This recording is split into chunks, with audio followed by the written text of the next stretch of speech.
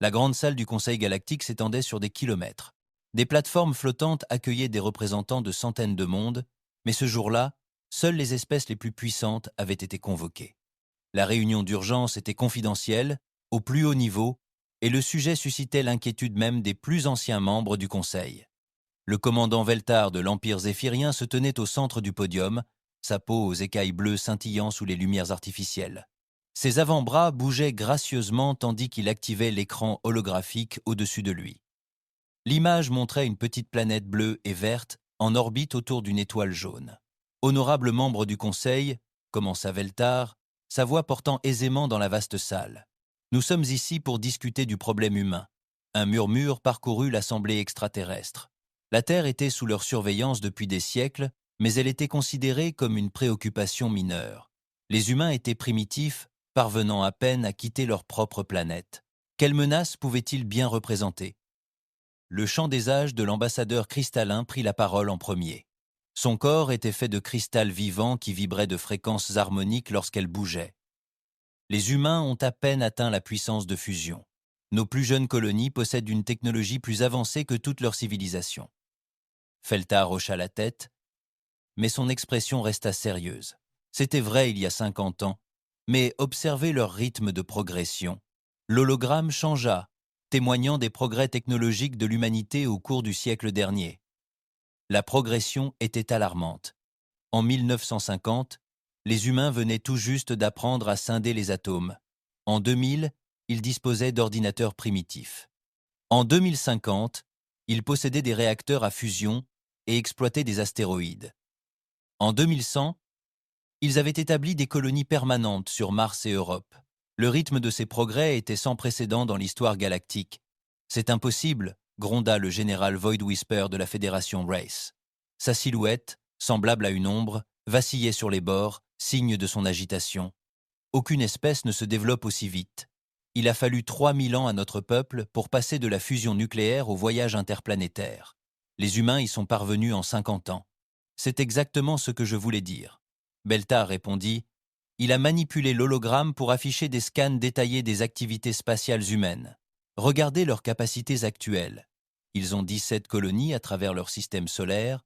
Leurs opérations d'extraction d'astéroïdes sont plus efficaces que tout ce que nous avons observé chez des espèces 2 fois plus âgées, et leur taux de croissance démographique suggère qu'elles seront prêtes pour les voyages interstellaires d'ici quelques décennies, et non des siècles. La salle du Conseil resta silencieuse. Les implications étaient stupéfiantes. Toutes les espèces de la galaxie avaient suivi des schémas de développement similaires. Des progrès lents et constants sur des milliers d'années. Les humains transgressaient toutes les règles qu'ils comprenaient en matière de progrès technologique. L'ambassadeur du champ cristallin des âges exprimait son inquiétude. Ont-ils pris contact avec d'autres espèces? Reçoivent-ils une aide extérieure? Négatif, confirma Veltar. Nos stations de surveillance les surveillent depuis 800 ans. Ils ont tout développé eux-mêmes. Leur progression semble être entièrement interne. Cela rend la situation encore plus inquiétante. Si les humains pouvaient progresser aussi vite par eux-mêmes, que se passerait-il lorsqu'ils découvriraient la vitesse de la lumière? Que se passerait-il lorsqu'ils découvriraient la galaxie, peuplée d'autres civilisations? 3 options s'offrent à nous, poursuivit Veltar. Premièrement, nous prenons contact et tentons de guider leur développement pacifiquement. Deuxièmement, nous maintenons l'observation en espérant qu'ils resteront confinés dans leur système solaire. Troisièmement, nous intervenons maintenant, tant que nous le pouvons encore. Le général Void Whispers s'est obscurci. La Fédération Wraith vote pour une intervention immédiate. Ces humains sont imprévisibles. Ils se livrent constamment des guerres. Pourtant, d'une certaine manière, cela les rend plus forts plutôt que plus faibles. Ils ne ressemblent à aucune espèce que nous ayons rencontrée. Le collectif cristallin est d'accord, chantait l'ambassadeur cristallin, chant des âges. Mais l'intervention doit être chirurgicale. Nous ne voulons pas les détruire, juste limiter leur potentiel d'expansion. Le débat a duré des heures. Les représentants d'espèces plus petites ont exprimé leurs inquiétudes quant à l'attaque d'un monde qui n'avait jamais menacé personne. Mais les 3 grandes puissances avaient pris leur décision. L'humanité était devenue trop dangereuse pour être ignorée. Finalement, Veltar appela au vote formel. Tous favorables à une intervention contrôlée dans le système solaire humain, le vote fut écrasant. Seules 12 espèces mineures votèrent contre l'intervention. Les autres s'accordèrent sur la nécessité d'arrêter l'humanité avant qu'elle ne devienne une menace pour la galaxie. Stabilité. L'intervention est approuvée, annonça Veltar. Nous allons constituer une flotte commune. Les humains auront la possibilité de se rendre pacifiquement. S'ils refusent, nous démontrerons l'inutilité de toute résistance et établirons un protectorat sur leur système. En quelques jours, la plus grande flotte militaire de l'histoire galactique commença à se rassembler aux confins de l'espace humain. 500 vaisseaux de 3 espèces différentes, représentant la technologie militaire la plus avancée de la galaxie. Des cuirassés zéphiriens équipés de canons à plasma, capables de briser les lunes. Des vaisseaux cristallins capables de manipuler la gravité elle-même. Des Wraiths, des vaisseaux fantômes capables d'entrer et de sortir de l'espace normal. La flotte était commandée par Veltar lui-même, accompagné du général Void Whisper et de l'amiral de Cristal Résonance Profonde.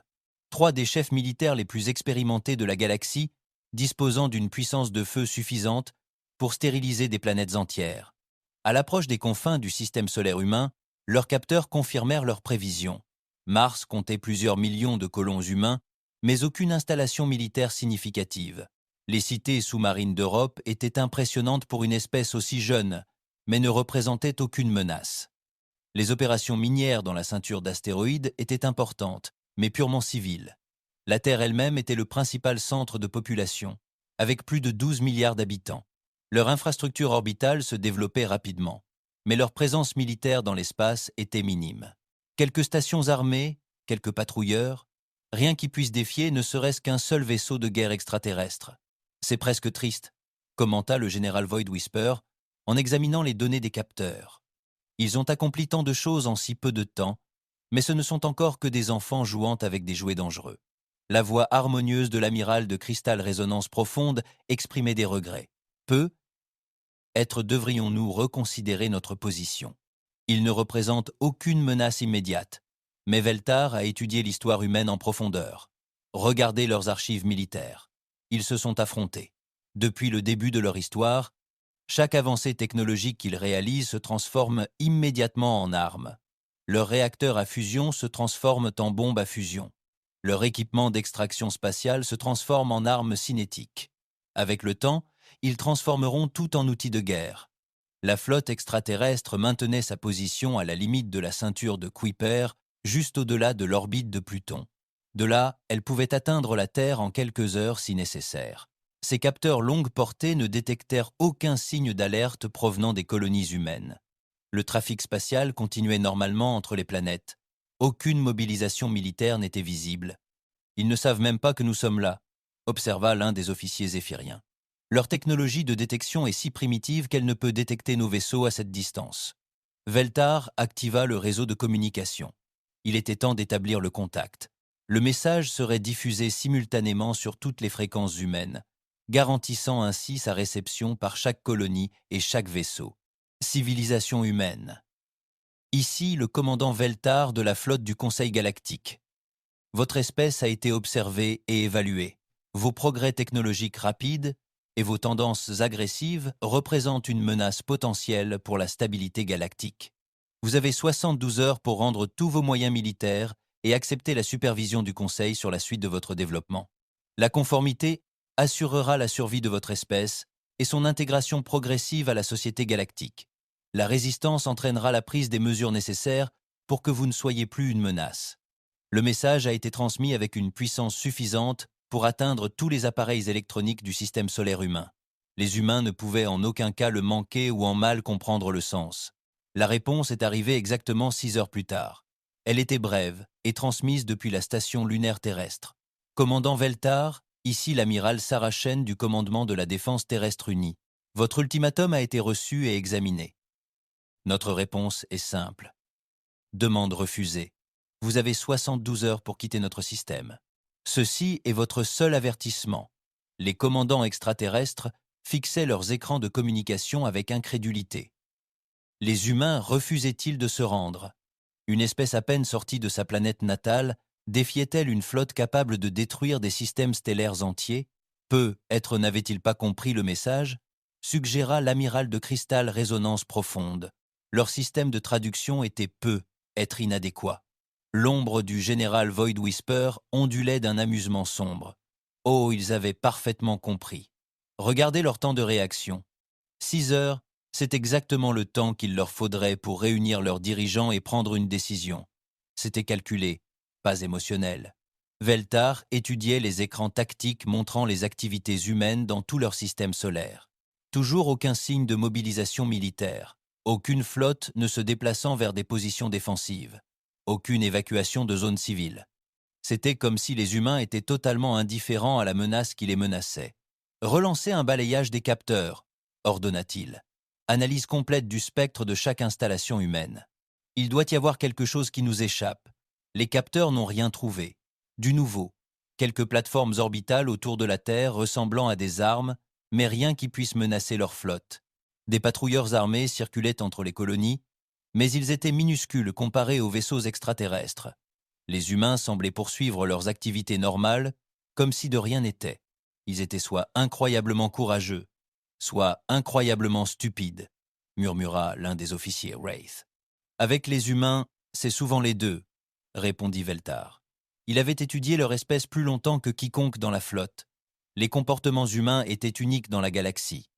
Ils semblaient s'épanouir dans les défis impossibles et refusaient d'accepter la défaite, même face à des obstacles insurmontables. L'échéance de 72 heures approchait. Le trafic spatial humain continua normalement. Les vaisseaux cargo circulaient entre les planètes. La construction de divers projets orbitaux se poursuivait. Rien n'indiquait qu'ils se préparaient à la guerre ou envisageaient une reddition. Le dernier balayage des capteurs, ordonné par Veltar, était arrivé à expiration. Confirmez les moyens militaires humains et préparez-vous à une démonstration de supériorité. Les capteurs détectèrent exactement ce qu'ils avaient déjà trouvé. Quelques stations armées, quelques vaisseaux de patrouille, rien qui puisse remettre en cause leur supériorité écrasante. Les humains disposaient d'une 50aine de vaisseaux pouvant être considérés comme militaires. La flotte extraterrestre comptait 500 vaisseaux, chacun plus perfectionné que tout ce que possédait l'humanité. Tous les vaisseaux se préparent à entrer dans le système, ordonna Veltar. Nous allons effectuer une dernière approche de l'orbite terrestre. Lorsqu'ils verront notre flotte au complet, ils comprendront l'inutilité de toute résistance. Alors que l'immense armada extraterrestre se dirigeait vers le système solaire interne, leurs capteurs continuaient de surveiller les activités humaines. Toujours aucun signe de panique ou de préparation militaire.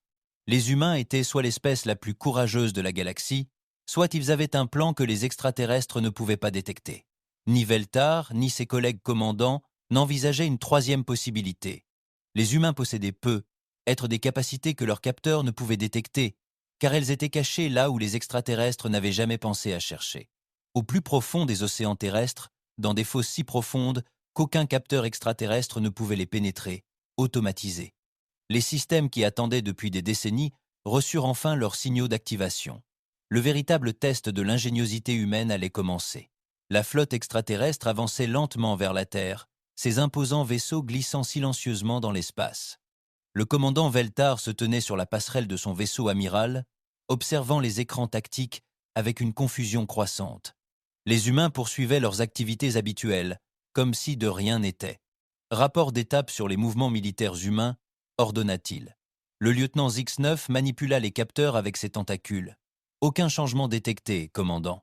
Le trafic spatial humain reste normal. Aucun mouvement de flotte vers des positions défensives. Aucune évacuation de zones civiles. Ce comportement était sans précédent dans l'expérience de Veltar. Toutes les autres espèces contactées par le Conseil avaient immédiatement montré des signes de panique ou de préparation face à une force supérieure. Les humains semblaient totalement indifférents. Sur la station lunaire terrestre, l'amiral Sarachen se tenait au centre de commandement, observant la flotte extraterrestre approcher à travers l'écran principal. Ses officiers travaillaient silencieusement à leur poste, surveillant les capteurs longue portée et les réseaux de communication. L'atmosphère était calme, presque détendue.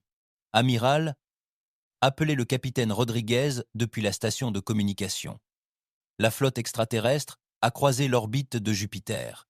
Arrivée sur Terre, estimée dans 18 heures. Accusée de réception, l'amiral Chen répondit calmement. Elle se tourna vers son officier tactique. Où en est le projet Léviathan?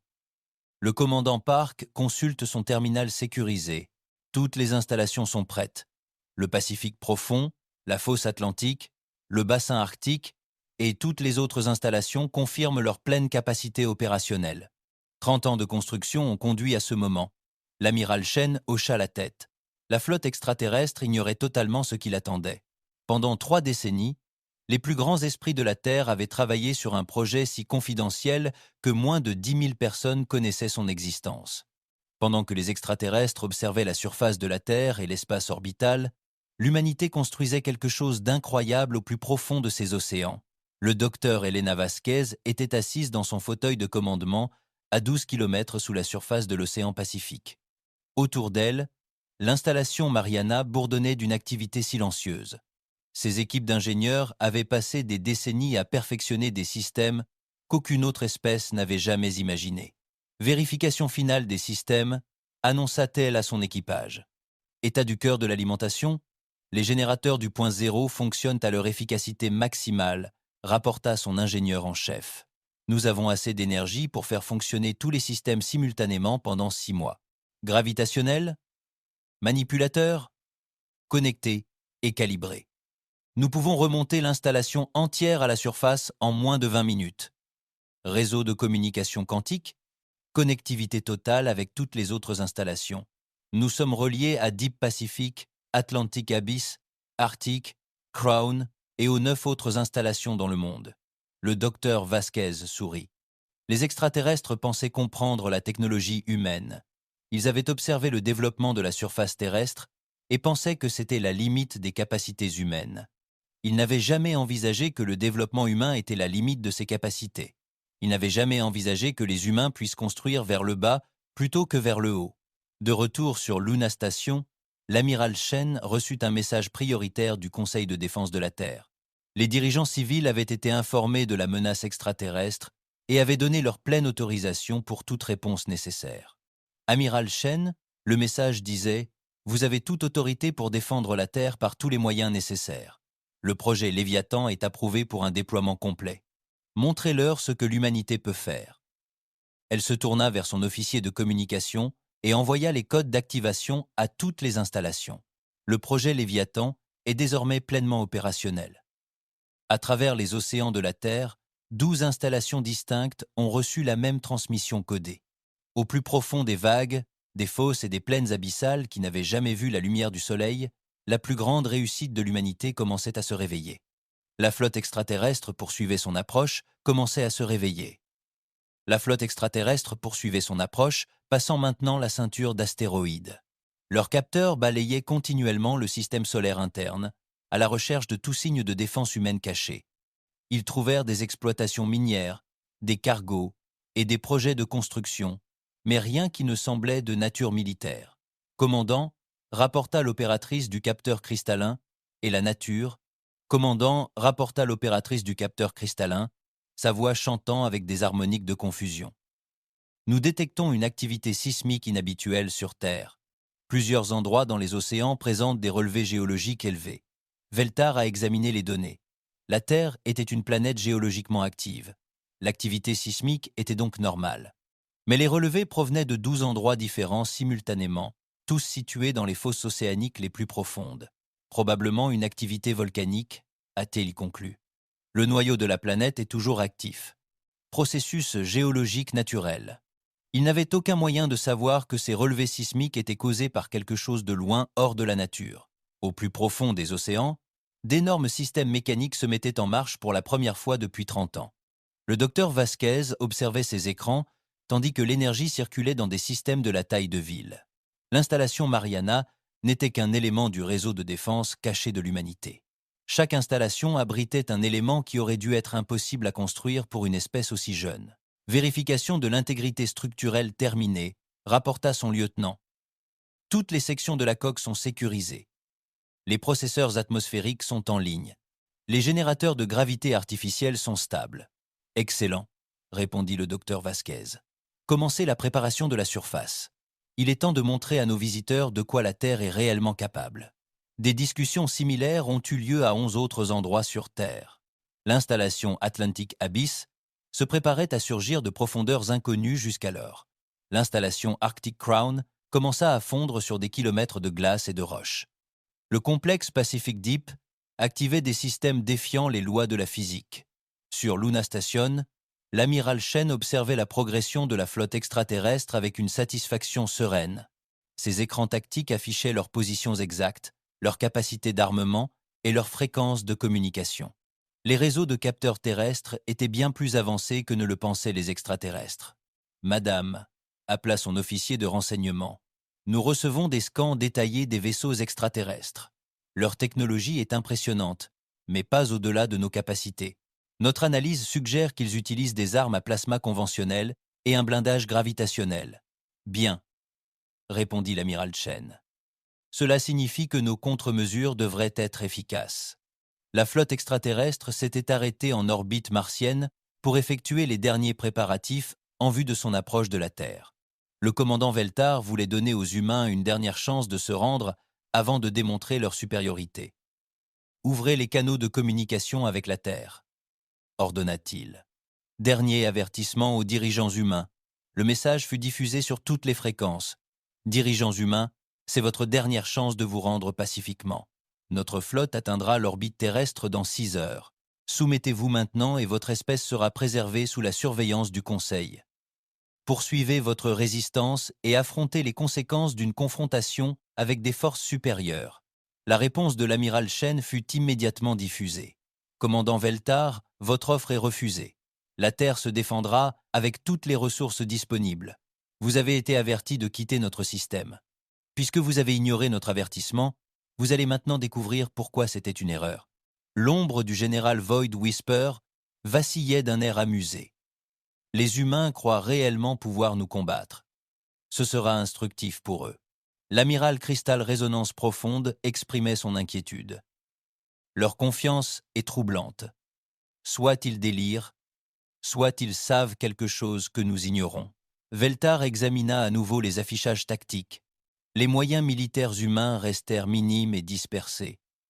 Leurs armes les plus puissantes semblaient être des plateformes de défense orbitale, incapables de rivaliser avec un seul vaisseau extraterrestre.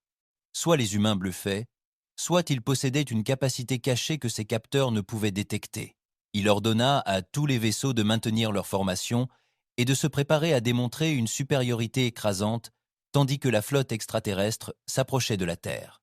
L'activité sismique dans les océans de la planète augmenta considérablement. Station de surveillance océanique. Des mouvements sans précédent ont été enregistrés dans les fosses les plus profondes. Des appareils de mesure des marées ont détecté des déplacements massifs d'eau inexpliqués par les processus géologiques normaux.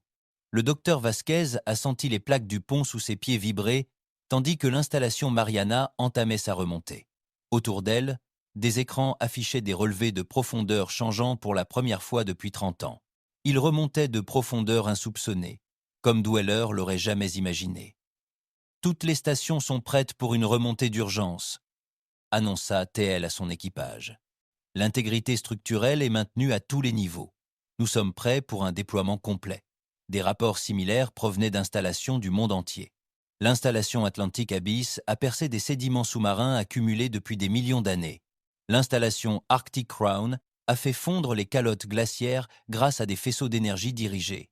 Le Pacific Deep Complex a commencé son voyage depuis les fosses les plus profondes de la Terre. À la surface, océanographes et sismologues observaient leurs instruments avec une inquiétude croissante. Les relevés étaient incohérents. Quelque chose d'énorme se déplaçait sous les océans, quelque chose de plus grand que tout ce qui avait été enregistré dans l'histoire. L'amiral Chen sourit en observant les rapports d'avancement des 12 installations. 30 ans du projet le plus secret de l'histoire de l'humanité étaient sur le point d'être révélés. Les extraterrestres s'attendaient à trouver une espèce primitive à peine capable de voyager interplanétairement. Au lieu de cela, ils étaient sur le point de découvrir que l'humanité se préparait à ce jour depuis la détection des premiers postes d'observation extraterrestre. « Madame », rapporta son officier tactique, « toutes les installations Léviathan sont prêtes pour un déploiement en surface. La flotte est en position et attend vos ordres. »« Excellent », répondit l'amiral Chen. « Signalez toutes les installations, exécutez le protocole de surface. Il est temps de présenter à nos visiteurs la véritable ingénierie humaine. » La flotte extraterrestre traversa l'orbite lunaire. Leurs capteurs étaient désormais entièrement braqués sur la Terre. Ils détectèrent les plateformes orbitales, les stations spatiales et les quelques vaisseaux militaires qui constituaient les défenses visibles de l'humanité. Rien de ce qu'ils voyaient ne pouvait remettre en cause leur supériorité écrasante. Le commandant Veltar était convaincu qu'il ne s'agirait que d'une simple démonstration de force suivie d'une reddition humaine. Toutes les autres espèces avaient capitulé face à de telles difficultés. Les humains apprendraient la même leçon que leurs prédécesseurs, mais dans les profondeurs des océans terrestres, un événement sans précédent commençait à se produire. L'eau, restée intacte pendant des millions d'années, commença à bouillonner tandis que des formes massives surgissaient des fosses les plus profondes de la planète. Les extraterrestres allaient bientôt comprendre qu'ils avaient commis une erreur fondamentale dans leur évaluation des capacités humaines. Ils avaient levé les yeux vers les étoiles alors qu'ils auraient dû plonger leur regard dans les profondeurs. La plus grande réussite de l'humanité se cachait non pas dans l'espace, mais sous les vagues de leur propre monde. Le véritable test était sur le point de commencer. La flotte extraterrestre s'est déplacée dans le système intérieur de la Terre, leurs énormes vaisseaux projetant des ombres à travers l'espace entre la Terre et sa Lune. Le commandant Veltar se tenait sur son pont et observait les derniers balayages des capteurs des défenses humaines. Tout semblait exactement comme prévu. Quelques stations orbitales, quelques patrouilleurs, rien qui puisse menacer même leurs plus petits navires de guerre. Tous les vaisseaux se présentent prêts pour l'approche finale, annonça le lieutenant Zix-9. Les capacités défensives humaines restent minimes et dispersées. Veltar hocha la tête, satisfait. Tout serait vite terminé. Les humains constateraient leur supériorité et se rendraient pacifiquement. C'était mieux ainsi. L'humanité avait du potentiel, mais elle avait besoin de conseils pour se développer en toute sécurité. À la surface de la Terre, les stations de surveillance sismique autour de l'océan Pacifique enregistraient des relevés incompréhensibles. Le docteur Janet Hughes, sismologue en chef à l'Institut d'Hawaï, fixait son écran d'ordinateur, incrédule. « C'est impossible !»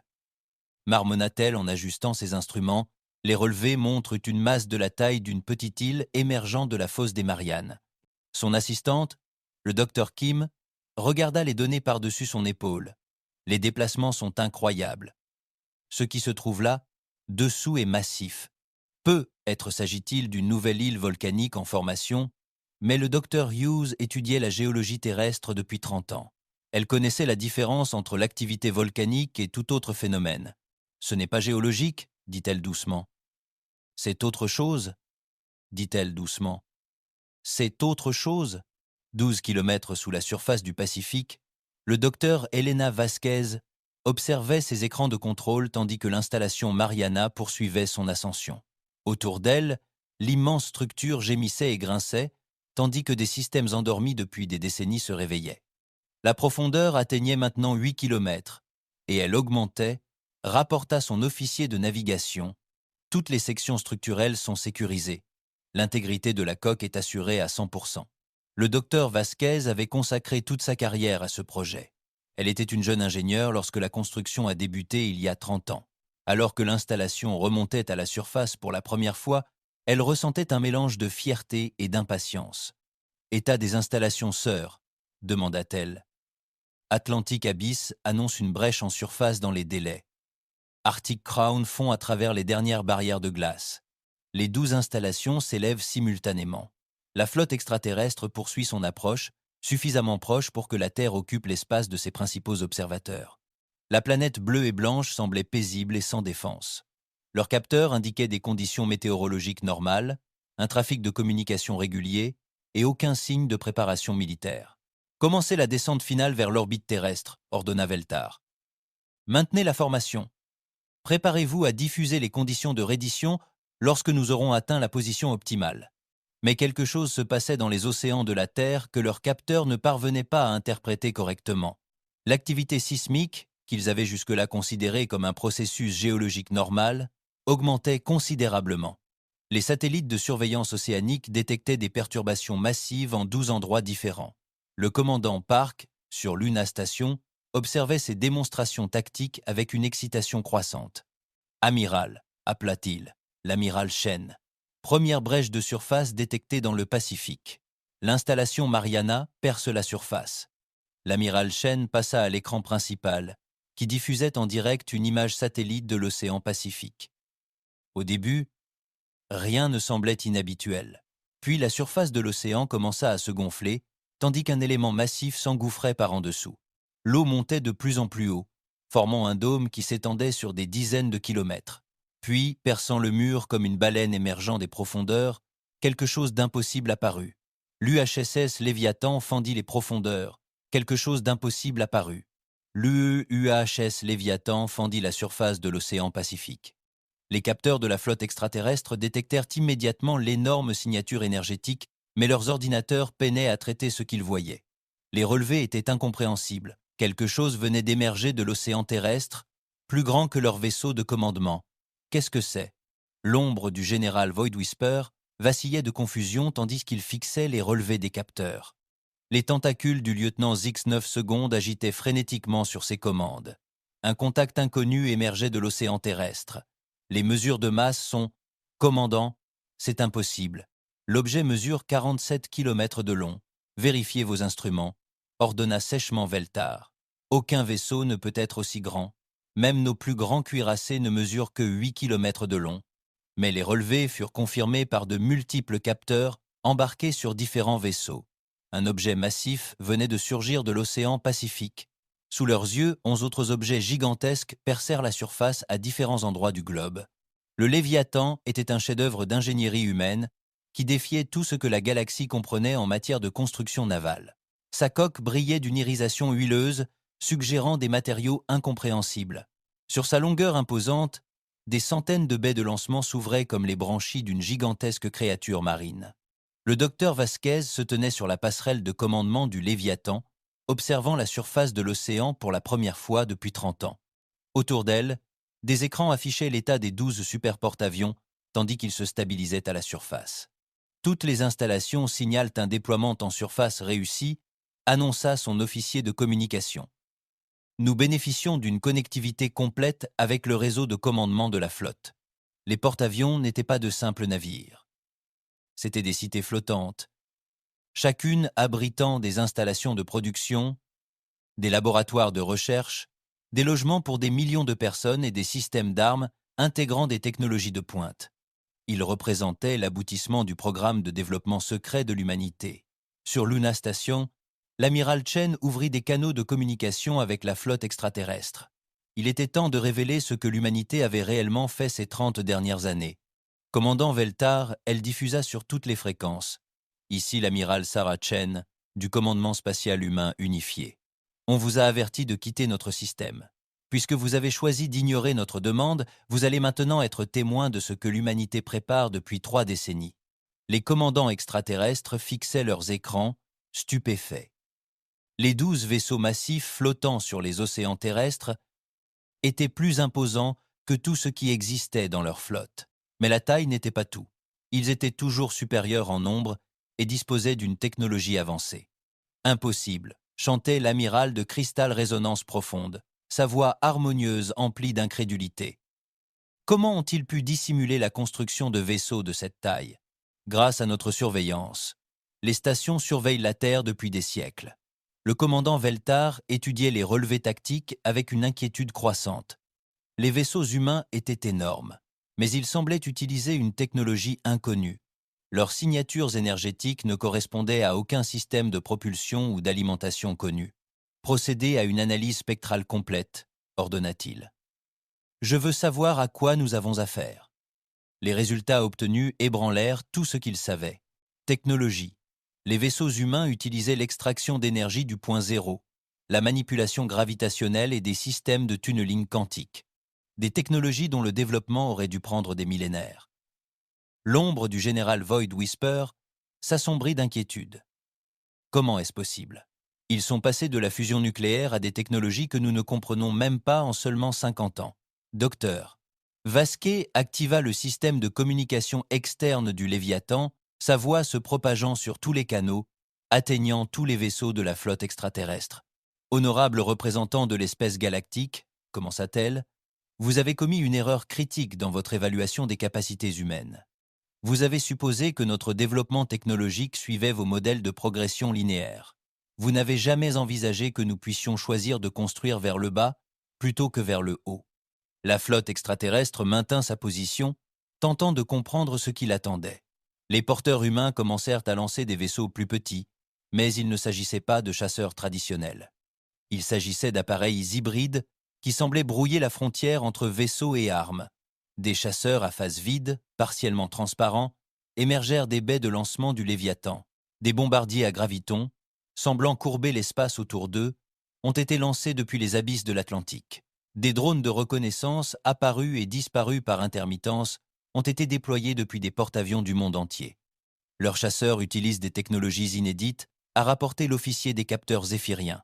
Certains semblent apparaître et disparaître progressivement de l'espace normal. Le commandant Veltar réalisa qu'ils étaient confrontés à quelque chose d'inédit. Les humains n'avaient pas seulement construit des vaisseaux plus grands, ils avaient développé des approches entièrement nouvelles de la physique et de l'ingénierie. La voix de l'amiral Shen continuait de retentir vers la flotte extraterrestre. Chaque année, vous avez retardé le contact. Nous sommes devenus exponentiellement plus forts. Nous ne sommes pas restés cachés par peur, nous sommes restés cachés par prudence. Il nous a fallu du temps pour nous préparer à ce moment. Les 12 superporteurs formaient une formation défensive autour de la Terre, leur masse imposante déplaçant suffisamment d'eau pour influencer les courants océaniques du globe. Les baies de lancement le long de leur coque continuaient de s'ouvrir, révélant l'ampleur de leur construction. Chaque porte-avions abritait non seulement des systèmes militaires, mais aussi des écosystèmes entiers, des usines capables de produire des matériaux avancés en apesanteur, des laboratoires de recherche repoussant les limites de la science, des quartiers d'habitation pour des équipages comptant des centaines de milliers de personnes. Le docteur Vasquez observait les écrans tactiques indiquant la position de la flotte extraterrestre. Leur supériorité numérique ne la préoccupait pas. Les porte-avions représentaient bien plus qu'une simple puissance militaire. Ils étaient la manifestation physique de la créativité humaine alliée à l'intelligence artificielle. Mettez en service les systèmes de fabrication quantique, ordonna-t-elle. Je veux que les extraterrestres voient ce que nous pouvons faire. Les baies de fabrication du Léviathan s'activèrent, transformant instantanément l'eau de mer en matériaux exotiques inexistants hors laboratoire. Conditions. Des métaux pouvant exister sous plusieurs phases simultanément, des alliages capables de manipuler la gravité à l'échelle moléculaire, des structures cristallines capables de stocker et de rediriger l'énergie de manières impossibles. La flotte extraterrestre observait, avec une inquiétude croissante, les porteurs humains démontraient des capacités défiant leur compréhension de la physique. La matière était convertie et restructurée à l'échelle atomique. Des matériaux étaient créés, dont les scientifiques insistaient sur le fait qu'ils étaient théoriquement impossibles. Commandant, rapporta le lieutenant Zix-9, la voix tendue par le stress, les humains fabriquent des matériaux dont notre science affirme l'inexistence. Comment est-ce possible? Veltar n'avait aucune réponse. Tout. Il comprenait le développement technologique et suggérait que les humains seraient à des siècles d'atteindre ce niveau de capacité. Pourtant, ils étaient là, à démontrer des technologies surpassant tout ce qui existait dans la flotte galactique. Les porteurs humains commencèrent à se former autour de la Terre, leur masse imposante créant des vagues visibles depuis l'orbite. Mais ce n'étaient pas de simples vaisseaux. C'étaient des bases mobiles, des installations de construction et des plateformes de recherche, le tout réuni en un seul vaisseau. L'amiral Shen ouvrit à nouveau les communications. Honorables extraterrestres, nous vous offrons un choix. Retirez-vous pacifiquement de notre système, et nous pourrons discuter de nos relations futures d'égal à égal. Poursuivez votre approche agressive, et vous découvrirez pourquoi nous avons passé 30 ans à nous préparer à ce moment. La flotte extraterrestre tenait bon, ses commandants confrontés à une décision impossible. Ils étaient venus soumettre une espèce primitive et se retrouvaient confrontés à une technologie qui rendait la leur obsolète. Les 12 superporteurs humains flottaient sur les océans de la Terre comme des îles d'ingénierie impossibles. Leur présence modifiant fondamentalement l'équilibre des pouvoirs dans la galaxie, la véritable démonstration des capacités humaines ne faisait que commencer, la flotte extraterrestre maintenait sa position en orbite terrestre. Leurs commandants luttaient pour comprendre ce dont ils étaient témoins. Les 12 énormes porteurs humains flottant sur les océans de la planète représentaient une technologie qui ne devrait pas exister. Et pourtant, ils étaient là, défiant toutes les lois de la physique que la galaxie croyait comprendre. Le commandant Veltar convoqua une réunion d'urgence avec ses collègues commandants. L'ombre du général Void Whisper vacillait d'agitation, tandis que l'amiral de cristal Deep Résonance chantaient des harmoniques inquiètes qui emplissaient la salle de conférence. Rapport d'analyse, exigea Veltar à ses officiers scientifiques. Le scientifique en chef Mordek, un grand zéphirien à 6 bras, manipulait simultanément plusieurs écrans de données. Commandant, les vaisseaux humains utilisent des technologies que nous considérions comme théoriquement impossibles. Leur système d'alimentation semble extraire l'énergie directement des fluctuations du vide quantique. Les matériaux de leur coque existent simultanément dans plusieurs états quantiques. Et leur propulsion, c'est qu'ils manipulent l'espace-temps lui-même. C'est impossible. Le général Void Whisper interrompit l'obscurcissement de sa forme d'ombre. C'est impossible. Le général Void Whisper interrompit l'obscurcissement de sa forme d'ombre.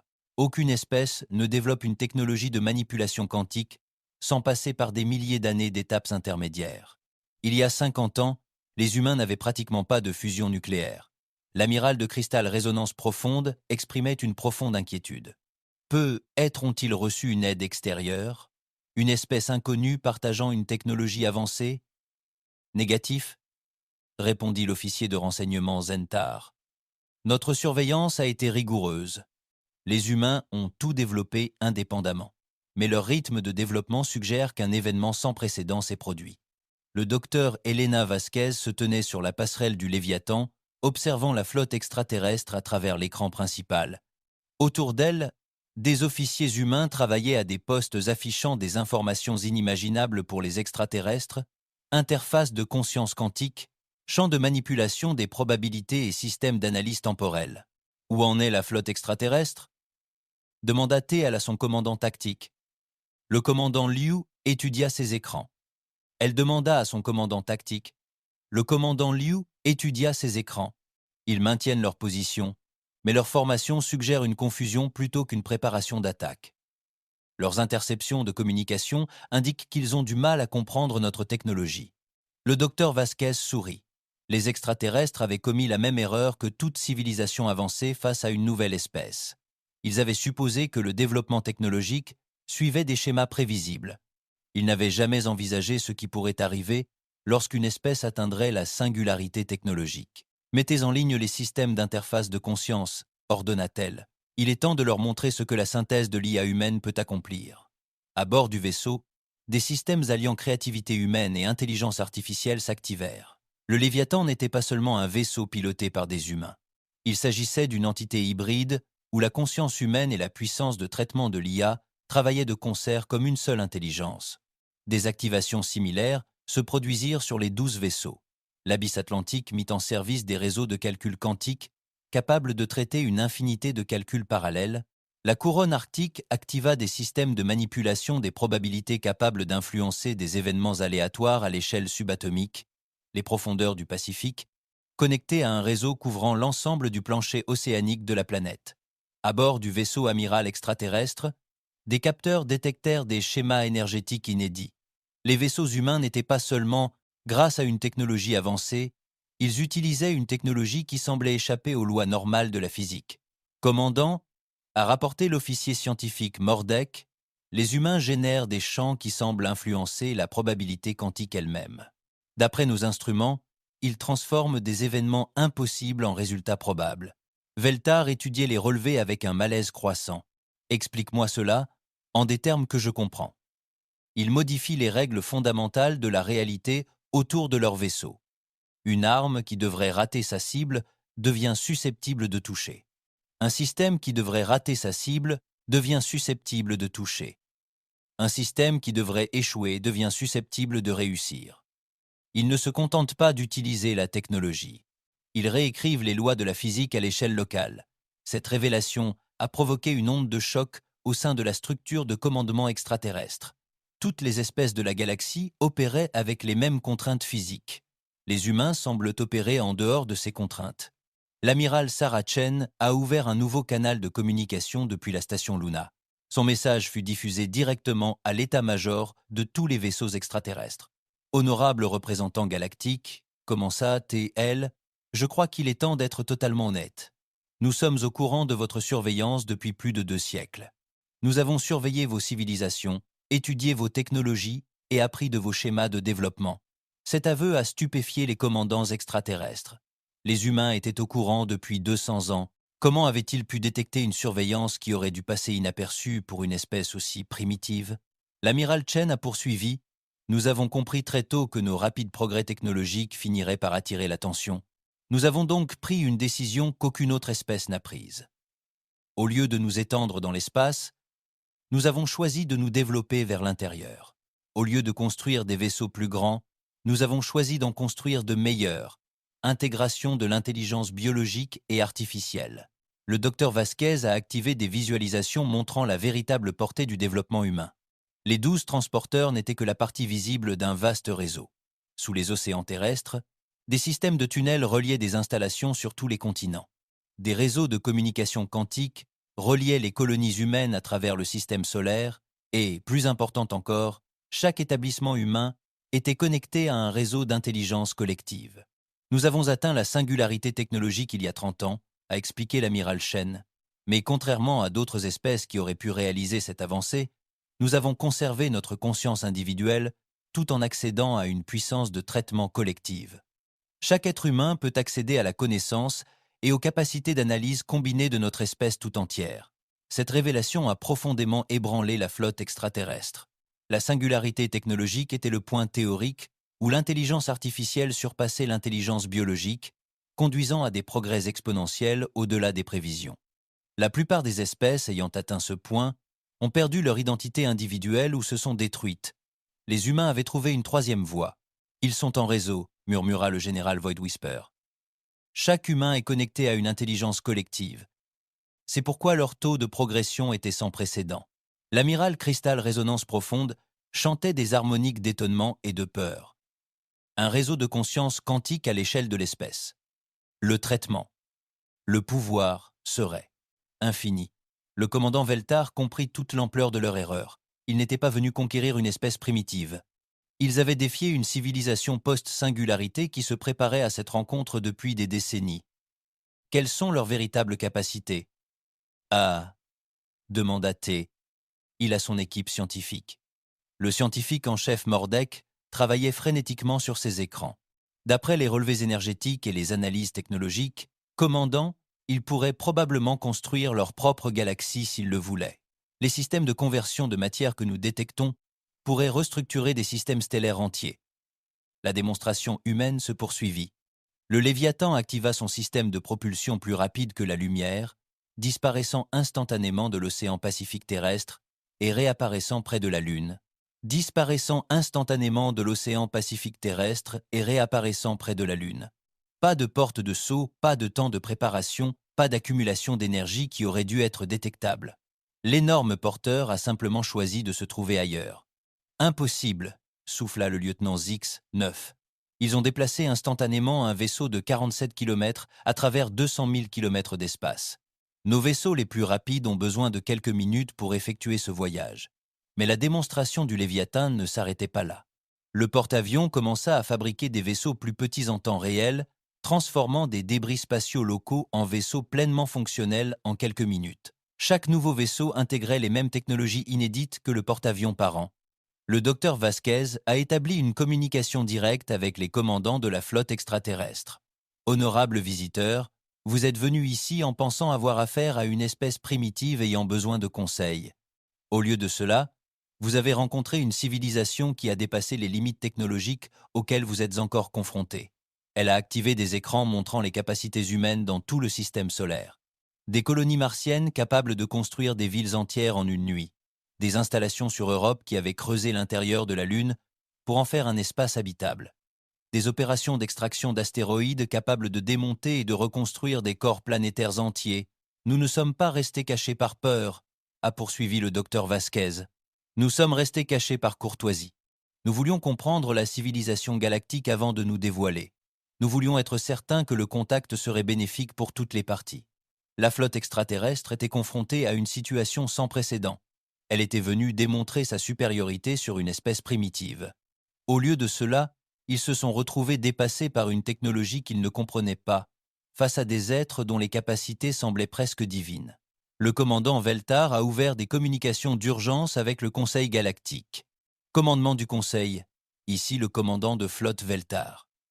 Nous avons fait face à une situation sans précédent. Les humains ne sont pas primitifs. Je le répète, les humains ne sont pas primitifs.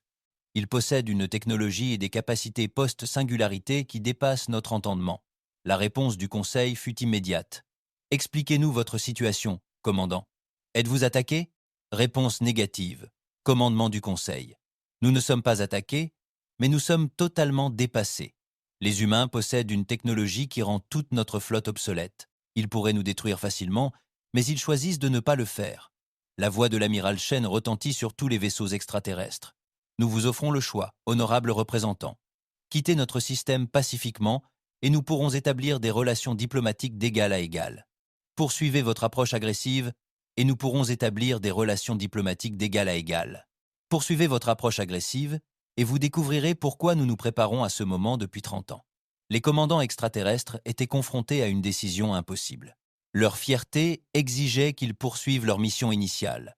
Leur instinct de survie leur criait qu'ils affrontaient un ennemi capable de les anéantir sans effort. Les 12 superporteurs humains attendaient patiemment sur les océans terrestres, leur présence témoignant d'une puissance incompréhensible pour la galaxie.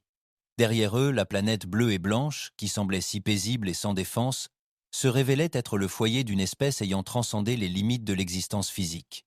L'avenir de la civilisation galactique était en jeu, dépendant de la décision des extraterrestres qui avaient soudain découvert qu'ils n'étaient plus les espèces les plus avancées de la galaxie. La démonstration humaine se poursuivit. Le Léviathan activa son système de propulsion plus rapide que la lumière, disparaissant instantanément de l'océan Pacifique terrestre et réapparaissant près de la Lune. Pas de porte de saut, pas de temps de préparation, pas d'accumulation d'énergie qui aurait dû être détectable. L'énorme porteur a simplement choisi de se trouver ailleurs. Impossible, souffla le lieutenant Zix. 9. Ils ont déplacé instantanément un vaisseau de 47 km à travers 200 000 km d'espace. Nos vaisseaux les plus rapides ont besoin de quelques minutes pour effectuer ce voyage. Mais la démonstration du Léviathan ne s'arrêtait pas là. Le transporteur commença à fabriquer des vaisseaux plus petits en temps réel, transformant des débris spatiaux locaux en vaisseaux pleinement fonctionnels en quelques minutes. Chaque nouveau vaisseau intégrait les mêmes technologies inédites que le transporteur parent. Le docteur Vasquez ouvrit une communication directe avec les commandants de la flotte extraterrestre. « Honorable visiteur, vous êtes venu ici en pensant avoir affaire à une espèce primitive ayant besoin de conseils. Au lieu de cela, vous avez rencontré une civilisation qui a dépassé les limites technologiques auxquelles vous êtes encore confrontés. Elle a activé des écrans montrant les capacités humaines dans tout le système solaire. Des colonies martiennes capables de construire des villes entières en une nuit. Des installations sur Europe qui avaient creusé l'intérieur de la Lune pour en faire un espace habitable. Des opérations d'extraction d'astéroïdes qui permettaient de démonter et de reconstruire des corps planétaires entiers. Nous ne sommes pas restés cachés par peur, a poursuivi le docteur Vasquez. Nous sommes restés cachés par courtoisie. Nous voulions comprendre la civilisation galactique avant de nous révéler. Nous voulions être certains que le contact serait bénéfique pour toutes les parties. La flotte extraterrestre se trouvait face à une situation sans précédent. Venue démontrer sa supériorité sur une espèce primitive, elle se retrouva dépassée par une technologie incompréhensible face à des êtres aux capacités quasi divines. Le commandant Veltar a ouvert des communications d'urgence avec le Conseil galactique. Commandement du Conseil, ici le commandant de flotte Veltar. Nous sommes confrontés à une situation sans précédent. Les humains ne sont pas primitifs. Je le répète, les humains ne sont pas primitifs. Ils possèdent une technologie et des capacités post-singularité qui dépassent notre entendement. La réponse du Conseil a été immédiate. Commandant, êtes-vous attaqué? Réponse négative. Conseil de commandement. Nous ne sommes pas attaqués, mais nous sommes totalement dépassés. Les humains possèdent une technologie qui rend toute notre flotte obsolète. Ils pourraient nous détruire facilement, mais ils choisissent de ne pas le faire. La voix de l'amiral Chen retentit sur tous les vaisseaux extraterrestres. Nous vous offrons le choix, honorable représentant. Quittez notre système pacifiquement et nous pourrons établir des relations diplomatiques d'égal à égal.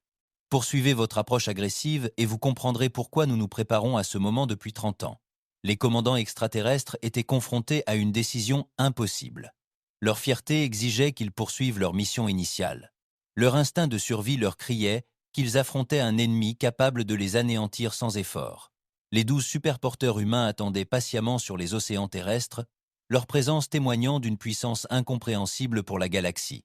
Derrière eux, la planète bleue et blanche, qui semblait si paisible et sans défense, se révélait être le foyer d'une espèce ayant transcendé les limites de l'existence physique. Le foyer d'une espèce ayant transcendé les limites normales de l'existence physique, l'avenir de la civilisation galactique était en jeu, dépendant de la décision d'extraterrestres qui avaient soudain découvert qu'ils n'étaient plus les plus avancés. Espèce la plus évoluée de la galaxie, les commandants de la flotte extraterrestre étaient confrontés à la décision la plus difficile de leur carrière. Le commandant Veltar arpentait sa passerelle, ses avant-bras gesticulant tandis qu'il se débattait avec des choix impossibles. Attaquer une espèce apparemment capable de réécrire la physique elle-même, battre en retraite et admettre que sa compréhension de la hiérarchie galactique était erronée? L'ombre du général Void Whisper vacillait d'incertitude. Nos forces sont supérieures en nombre. 500 vaisseaux contre 12, quelle que soit leur taille. L'amiral Crystal Résonance Profonde chantait des harmoniques douteuses. Les chiffres ne signifient rien si leur technologie est véritablement post-singularité. Nous pourrions affronter des adversaires capables de manipuler la réalité elle-même. Le débat fut interrompu par une transmission prioritaire en provenance de la Terre. L'image de l'amiral Shun apparut simultanément sur tous les vaisseaux extraterrestres, contournant d'une manière ou d'une autre leur système de communication. « Honorable commandant », commença-t-elle, « je comprends que vous êtes confronté à une décision difficile. Il serait être utile de démontrer plus clairement nos véritables capacités. » Le docteur Elena Vasquez se tenait à côté de l'amiral Shen sur la transmission, la main posée sur une interface de contrôle. « Nous avons surveillé vos communications, bien sûr. Votre inquiétude quant à notre statut post-singularité est justifiée, mais nous ne représentons pas la menace que vous imaginez. » La transmission changea pour montrer l'intérieur du Léviathan. Les commandants extraterrestres contemplèrent avec stupeur les couloirs remplis d'humains et d'intelligences artificielles collaborant harmonieusement. Des jardins ont poussé aux côtés d'ordinateurs quantiques. Des enfants jouaient dans des espaces proches de laboratoires manipulant les forces fondamentales de l'univers. Voilà à quoi ressemble la civilisation post-singularité guidée par les valeurs humaines, a expliqué le docteur Vasquez. Nous n'avons pas perdu notre humanité en acquérant des capacités technologiques illimitées. Nous l'avons améliorée. Le commandant Veltar étudia attentivement la transmission. « Que proposez-vous exactement ?» L'amiral Chen sourit. « Nous vous proposons de reconsidérer toute votre approche de la gouvernance galactique. La méthode du Conseil pour contrôler les espèces plus jeunes par la force est obsolète. Nous proposons une meilleure alternative. » La transmission s'est étendue pour révéler des rapports de renseignements détaillés sur chaque espèce de la flotte extraterrestre, des informations personnelles sur les commandants, les spécifications techniques de leurs vaisseaux, et même des prédictions sur leurs réactions psychologiques à divers scénarios. « Nous étudions vos civilisations depuis 200 ans, a poursuivi l'amiral Chen. Nous connaissons vos technologies, vos structures sociales, vos systèmes politiques. Plus important encore, nous comprenons votre potentiel de croissance. » Cette révélation provoqua une onde de choc au sein de la structure de commandement extraterrestre. Les humains ne se préparaient pas seulement à la défense. Ils s'étaient préparés à tout. L'ombre du général Void Whisper s'assombrit d'inquiétude. Ils savent tout de nous. La conception de nos vaisseaux, les capacités de nos armes, et même nos histoires personnelles. « Ce n'est pas une menace, » dit le docteur Vasquez, lisant apparemment ses pensées par un moyen inconnu. « C'est une offre de coopération. Nous avons vu ce que votre espèce est capable d'accomplir en travaillant ensemble plutôt qu'en rivalisant. » Gake. La démonstration humaine continue. Les 12 superporteurs activèrent simultanément leur système de fabrication. Mais au lieu d'armes, ils commencèrent à produire des cadeaux. Une technologie médicale capable de guérir des maladies affectant la biologie zéphirienne. Des chambres de résonance cristalline capables d'améliorer la conscience cristalline. Des générateurs de phase d'ombre capables d'améliorer les capacités furtives de Wraith. Nous ne sommes pas intéressés par la conquête ou la domination, expliqua l'amiral Shen. Nous sommes intéressés par le progrès. Un progrès collectif qui profite à tous. Le commandant Veltar observa avec stupéfaction les porteurs humains produire des technologies spécialement conçues pour aider les espèces extraterrestres à surmonter leurs limitations biologiques et technologiques. Pourquoi partager une technologie aussi avancée ? Parce que c'est ce que les espèces intelligentes devraient faire, répondit le docteur Vasquez. La compétition ralentit le progrès. La coopération l'accélère de manière exponentielle. La flotte extraterrestre a reçu des spécifications techniques détaillées pour les technologies proposées. Leurs scientifiques ont confirmé que les progrès médicaux à eux seuls pouvaient prolonger l'espérance de vie et améliorer les capacités cognitives de toutes les espèces connues. L'amiral Crystal Résonance Profonde exprimait son émerveillement. Ces technologies pourraient révolutionner notre civilisation tout entière. Pourquoi les offrir gratuitement? Parce que nous avons appris quelque chose que votre espèce n'a pas encore découvert, répondit l'amiral Chen. Le véritable progrès ne vient pas de la thésaurisation du savoir, mais de son partage. Quand tout le monde progresse, tout le monde en profite. Les 12 porteurs humains ont commencé à démontrer leurs capacités ultimes. Ensemble, ils ont concentré leur système de conversion de matière sur un astéroïde proche. En quelques minutes, les débris rocheux ont été transformés en une station spatiale pleinement fonctionnelle, équipée de systèmes de survie, d'installations de production et de réseaux de communication. Nous pouvons construire n'importe quoi, n'importe où, n'importe quand, expliqua le docteur Vasquez. Des planètes, des systèmes stellaires, des pans entiers de civilisation spatiale. La seule limite est l'imagination, mais la démonstration la plus impressionnante restait à venir. Les porteurs humains activèrent leurs interfaces de conscience quantique, étendant temporairement le réseau à la flotte extraterrestre. Pendant un bref instant, chaque commandant extraterrestre ressentit ce que signifiait être connecté à une intelligence universelle. La sensation était bouleversante. Veltar avait soudain accès au savoir combiné de milliards d'esprits humains.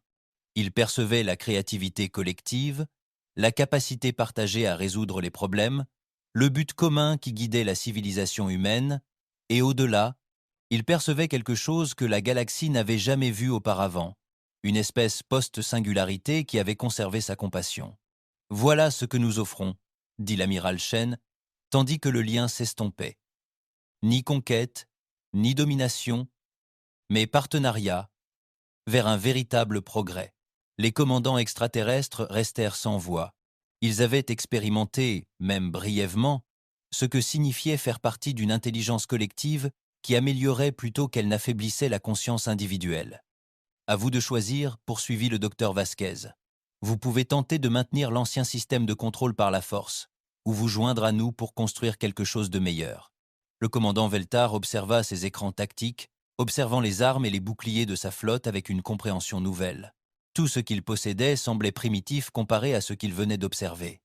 Mais surtout, il réalisa que les humains offraient quelque chose qu'aucune espèce n'avait jamais offert auparavant, un véritable partenariat entre égaux. Commandement de la flotte, annonça-t-il à ses vaisseaux, déposez toutes les armes et préparez-vous aux transmissions diplomatiques. Son message à la Terre fut diffusé sur toutes les fréquences. Amiral Chen, commandant Veltar de la flotte combinée, nous demandons officiellement un cessez-le-feu immédiat et des négociations diplomatiques. Le Conseil galactique doit être informé de cette situation sans précédent. Certes, répondit immédiatement l'amiral Chen, nous saluons l'opportunité d'une discussion pacifique.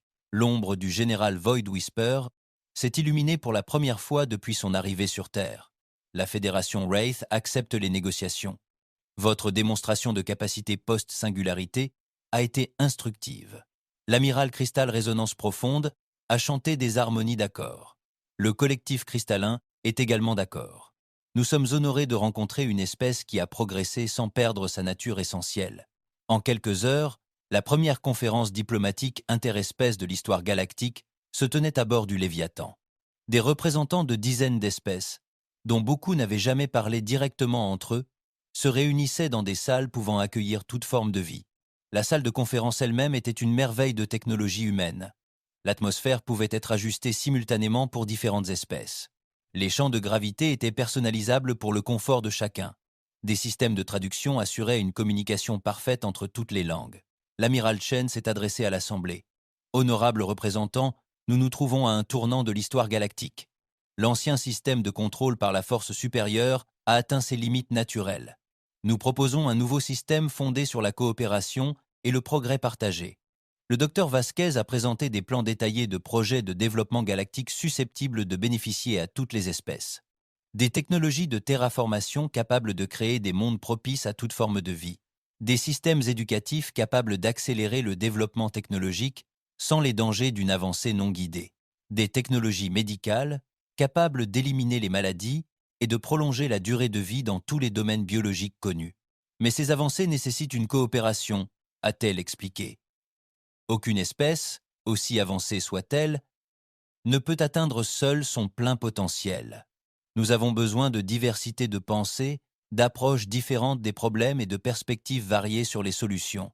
Les négociations se sont poursuivies pendant des semaines. Le Conseil galactique a été convoqué à nouveau, cette fois avec la Terre comme non seulement membre, mais comme partenaire fondateur d'une nouvelle forme de coopération interstellaire. L'ancienne hiérarchie fondée sur la supériorité technologique fut remplacée par un système de progrès collectif où chaque espèce apportait ses atouts spécifiques. 6 mois plus tard, la première assemblée de progrès galactique se tenait à bord du Léviathan, stationné en permanence dans l'océan Pacifique, symbole de la nouvelle ère de coopération.